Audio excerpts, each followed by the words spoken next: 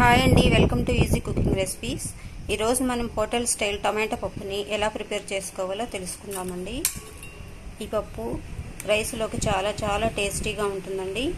ఈ పప్పులోకి నెయ్యి వేసుకొని పచ్చళ్ళతో కానీ లేదంటే పికిల్స్తో కానీ తింటే చాలా టేస్టీగా ఉంటుందండి. ఇప్పుడు మనం ఈ హోటల్ స్టైల్ కమ్మటి టమాటా పప్పుని ఎలా ప్రిపేర్ చేసుకోవాలో ఇప్పుడు మనం తెలుసుకుందాం. టమాటా పప్పు తయారీ విధానం. నేను 1 కప్పు కందిపప్పు తీసుకొని కుక్కర్లో బాయిల్ చేసి పెట్టుకున్నానండి. మెత్తగా బాయిల్ చేసి పెట్టుకున్నాను. ఇప్పుడు ఇందులోనే మనము ఈ పప్పులోనే 1 ఉల్లిగడ్డని ముక్కలుగా కట్ చేసి పెట్టుకున్నాను. ఆ ముక్కలు వేస్తున్నానండి. తర్వాత 4 టమాటోల్ని కట్ చేసి వేస్తున్నాను. తర్వాత 4-5 పచ్చిమిరపకాయలను కూడా వేస్తున్నానండి. ఇప్పుడు ఇందులోనే ఒక 2 టేబుల్ స్పూన్ల కారం యాడ్ చేస్తున్నానండి. తగినంత కారం వేసుకోండి. నేను ఒక 2 టేబుల్ స్పూన్ల కారం యాడ్ చేస్తాను. 1/2 టేబుల్ స్పూన్ పసుపు,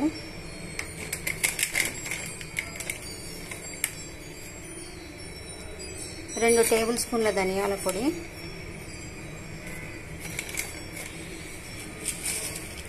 రుచికి సరిపడా ఉప్పు వేసుకోండి.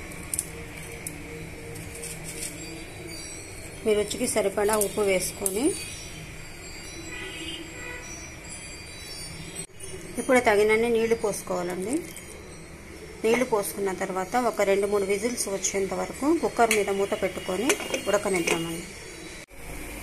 ఇప్పుడు మనం 1 టేబుల్ స్పూన్ జీలకర్ర తీసుకున్నానండి. ఒక 7 వెల్లుల్లి రెబ్బలు తీసుకున్నాను. ఇవన్నీ కూడా రోట్లో వేసుకొని పచ్చగా దంచుకోవాలండి.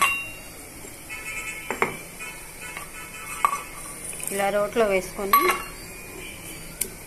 పచ్చగా దంచుకోవాలండి.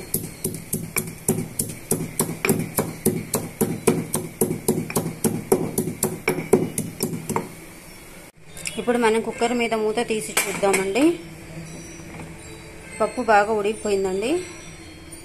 ఇందులోనే మనం ఇందాక క్రష్ చేసి పెట్టుకున్న జీలకర్ర వెల్లుల్లిని ఇందులో వేసేసుకోవాలండి.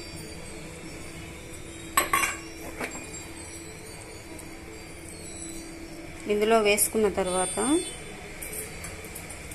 నేను చింతపండుని రసం తీసి పెట్టుకున్నానండి. కొంచెం చింతపండుని, తగినంత చింతపండుని రసం తీసి పెట్టుకోండి. ఆ రసంని ఇందులో పప్పులో కలుపుకోండి. తర్వాత బాగా మిక్స్ చేసేసుకోండి. ఇలా బాగా మిక్స్ చేసుకున్న తర్వాత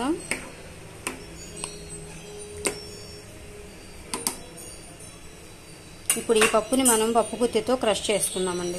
ఇప్పుడు మనం ఈ పప్పుని బాగా పప్పు గుత్తితో క్రష్ చేసుకోవాలండి. బాగా క్రష్ చేసుకున్న తర్వాత ఇప్పుడు మనం తాలింపు పెట్టేసేసుకుందామండి. ఈ పప్పుని మనం పోపు పెట్టుకుందాం.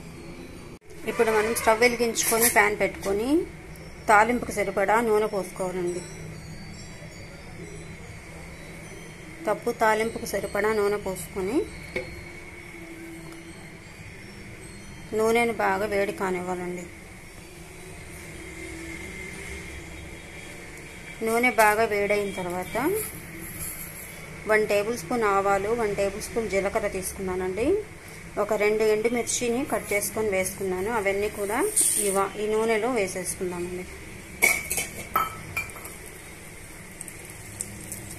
తర్వాత కొంచెం కరివేపాకు కూడా తాలింపులోకి వేసేసుకోవాలి. ఇప్పుడు స్టవ్ ఆఫ్ చేసేసుకొని ఈ తాలింపుని మనము పప్పులోకి వేసేసుకుందామండి.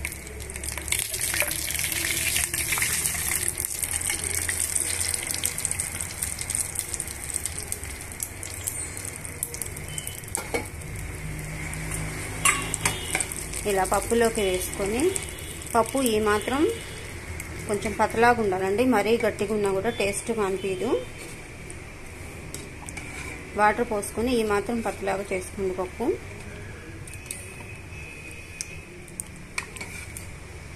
ఇప్పుడు మనం ఈ పప్పుని తాలింపు వేసుకున్నాం కదండి. ఇప్పుడు మనం ఈ పప్పుని కొంచెం సేపు ఉడకనిద్దామండి. ఇప్పుడు పప్పు బాగా బాయిల్ అయిపోయిందండి. ఇప్పుడు మనం పప్పుని కొత్తిమీరతో గార్నిష్ చేసేసుకున్నామండి.